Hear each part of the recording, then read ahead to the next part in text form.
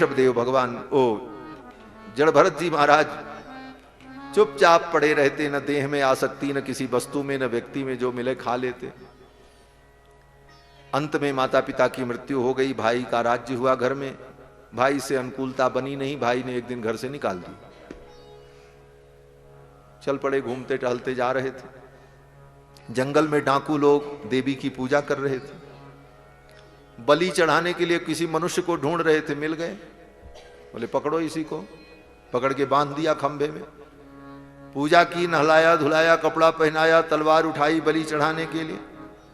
उसी समय देवी की प्रतिमा जो सामने थी, प्रतिमा फट गई, देवी प्रकट हो गई और देवी ने उस डाकू को मार दिया। भरत जी का प्राण बच गया, लेकिन भरत जी ने इसके लिए कोई कृतज्ञता ज्ञापित नहीं की कि हे देवी तूने बड़ी कृपा की, कुछ नहीं।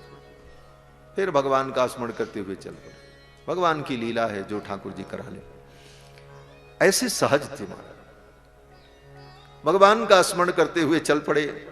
आगे सिंध सोबीर देश का राजा मिल गया, कहीं जा रहा था पालकी में बैठकर, उसके पालकी का कहार बीमार पड़ गया।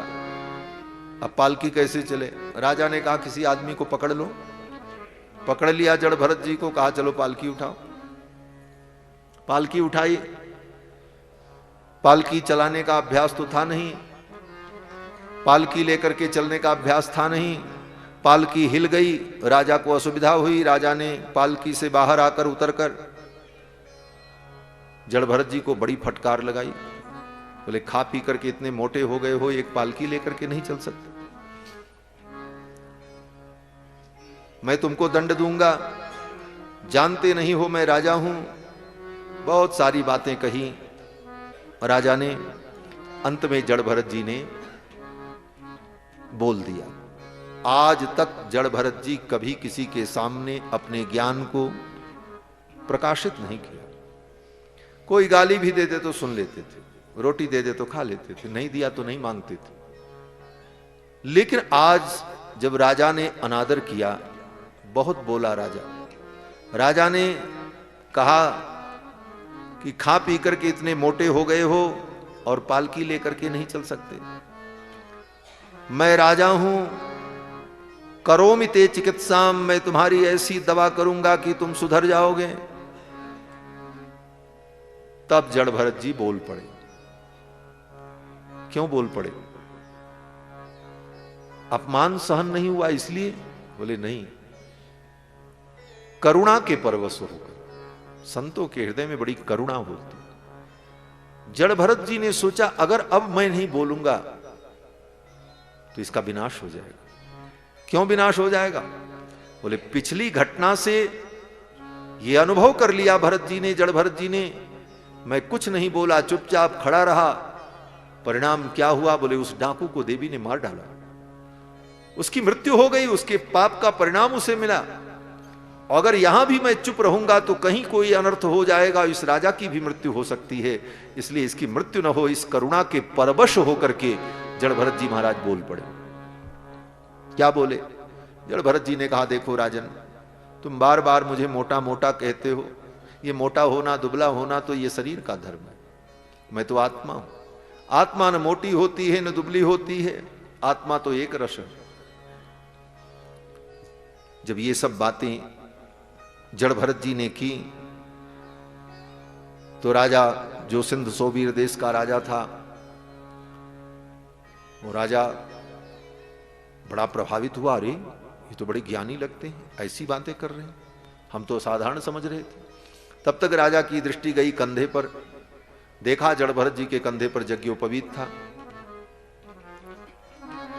यज्ञोपवीत जब देखा तो राजा ने समझ लिया ये कोई तपस्वी ब्राह्मण है। राजा ने कहा हे भगवान आप कौन हैं? कस्त्वम निगूढ़श्चरसित द्विजानाम बिभर्षि सूत्रम कतमो वधूता। हे अवधूत आप कौन हैं? आपके कंधे पर यज्ञोपवीत है, लगता है आप विप्र हैं, ब्राह्मण हैं, वेदज्ञ हैं। और ये सब कह करके जब चरणों में प्रणाम किया तो जड़ भरत जी महाराज ने राजा को उपदेश किया।